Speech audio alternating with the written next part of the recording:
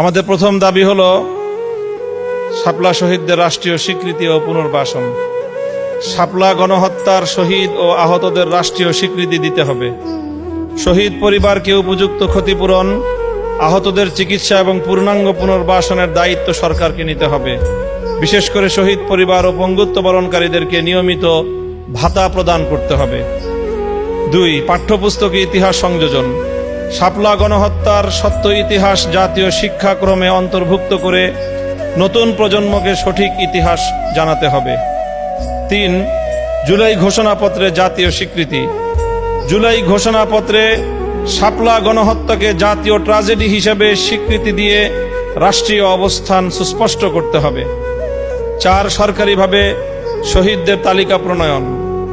রাষ্ট্রীয় উদ্যোগে যাচাইকৃত শহীদদের তালিকা প্রস্তুত করে তা জাতীয় নথিতে অন্তর্ভুক্ত করতে হবে। 5. দোষীদের দৃষ্টান্তমূলক শাস্তি। মানবাধিকারের চরম লঙ্ঘনকারী এই গণহত্যার দায়ীদের দ্রুত বিচারের আওতায় এনে কঠোর শাস্তি নিশ্চিত করতে হবে। 6. মিথ্যা মামলা প্রত্যাহার। হেফাজতে ইসলাম ও সংশ্লিষ্ট ব্যক্তিদের বিরুদ্ধে দায়ের করা সকল মিথ্যা ও হয়রানিমূলক মামলা অবিলম্বে প্রত্যাহার করতে হবে। 7. স্বাধীন তদন্ত কমিশন গঠন। আইনজ্ঞ ও নিরপেক্ষ নাগরিকদের সমন্বয়ে শাপলা গণহত্যা তদন্ত কমিশন গঠন করে ঘটনার পূর্ণাঙ্গ তদন্ত ও সুপারিশমালা প্রকাশ করতে হবে। এই 7টি দাবির সাথে আপনারা সকলে একমত? আমরা এই মুহূর্তে আগামী দিনে আমাদের পক্ষ থেকে একটি কর্মসূচি ঘোষণা করছি। শাপলা কেন্দ্রিক বিভিন্ন কাজে অংশীজনের সম্মাননা ও সম্মিলনী 2025।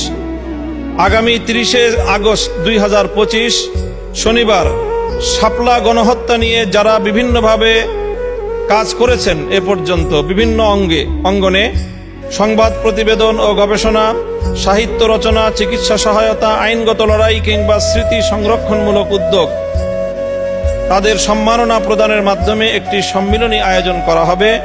এই সম্মাননা আমাদের জাতীয় স্মৃতিবোধ ও ন্যায় বিচারের দাবিকে আরো শক্তিশালী করবে ইনশাআল্লাহ। শাপলার স্মৃতি সংসদ শাপলা চত্বরের এই চেতনাকে আগামী প্রজন্মের সামনে স্পষ্টভাবে আগামীর প্রজন্মের জন্য একটি বাতিঘর হিসেবে উপস্থাপন করার জন্য তার বহুমুখী কার্যকলাপ পরিচালনা করবে এবং শাপলায় শাহাদাত বরণকারী সকল শহীদ পরিবারদের সব ধরনের দায় দায়িত্ব গ্রহণ করবার জন্য শাপলা স্মৃতি সংসদ গুরুত্বপূর্ণ ভূমিকা পালন করবে এবং হেফাজতে ইসলামের পক্ষ থেকে শাপলা চত্বরের শহীদ পরিবারদের ক্ষতিপূরণ আদায় করার জন্য এবং রাষ্ট্রীয় ভাতা প্রদান নিশ্চিত করবার জন্য ইনশাআল্লাহ হেফাজতে ইসলামের পক্ষ থেকে কার্যকর পদক্ষেপ গ্রহণ করা হবে।